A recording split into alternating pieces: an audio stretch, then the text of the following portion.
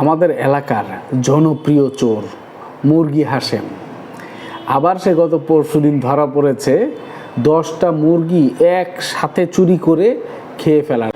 তো জেলখানায় যাওয়ার পর স্বাভাবিকভাবেই 10টা মুরগি খেয়ে সে গেল অসুস্থ হয়ে।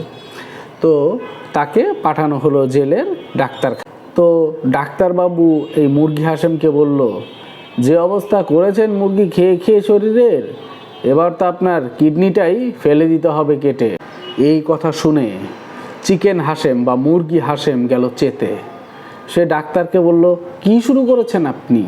প্রথমবার যখন জেলখানায় আসলাম আপনি আমার টনসিল কেটে নিলেন, এরপরে আসলাম আমার অ্যাপেন্ডিক্স কেটে নিলেন, আর এবার আবার বলছেন যে আমার কিডনিটাও কেটে নেবেন।